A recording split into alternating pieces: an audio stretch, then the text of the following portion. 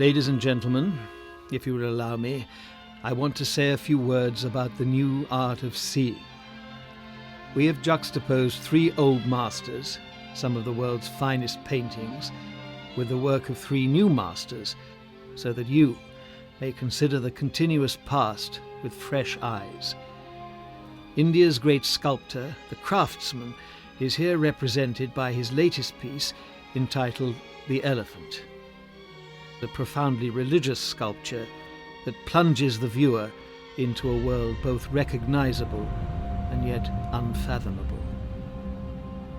To me, being here with the elephant, it almost seems like a homecoming. I have a very personal attachment to the craftsman's work. It means a great deal to me, not only because this artist can, quite simply, set my imagination on fire, but also because, for a very long time, centuries in fact, my family has enjoyed the closest of ties with India itself, since 1601 to be precise. That's when a Harrington ancestor was amongst those intrepid adventurers who made the long and perilous voyage from England to the Indian Ocean as members of the newly formed East India Company. Queen Elizabeth I had granted the company a royal charter the year before. This close relationship was destined to continue throughout the British Raj, the Viceroys, and onwards towards India's independence and beyond. India, you might say, has entered the family's soul. The great religions, the rituals, its princely dynasties, the people, our many dear friends. I have a vivid memory of myself as a young man with Oxford and Sandhurst behind me, revelling in my host's generous hospitality as my beloved Vincent Black Shadow, my dream machine, carried me across India's haunting, timeless landscape. The craftsman's life journey, as a member of one of India's lower castes, has taken him along quite another path. A Hindu, he was born into abject poverty in Bangalore, although back in 1943, Bangalore could afford even the poor some dignity. However, as the city marched ever onwards to its present-day role as India's Silicon Valley, the poor found themselves shoehorned into a slum area of crushing, inhuman deprivation and squalor. Dispossessed, torn from their roots, life was reduced to mere survival. Was there any way for the poor to make their own destiny? To make their voice heard? It seems there was. Their single but powerful source of solace was a belief in the gods, a belief in faith, and their prayers were directed at the mother goddess, Kali. In each hovel there was a shrine to Kali. Kali was, and indeed still is, a ferocious slayer of evil, a beacon of hope for the poor. Her message is uncomplicated.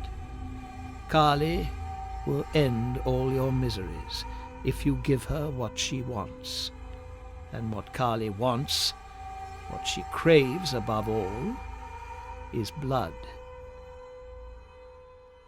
The craftsman made offerings to the goddess.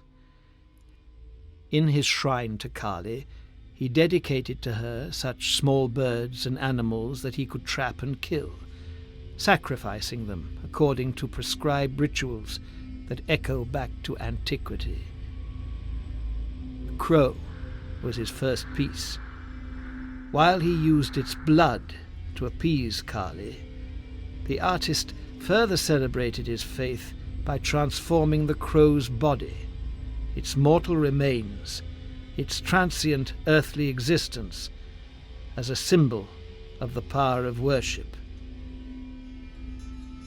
And one day it all changed. There in the slums, surrounded by inhumanity and filth, the craftsman had a vision, and the vision overwhelmed him, possessed him. It changed his life. He must, it told him, seek guidance from the high priests far away in Kali's temple.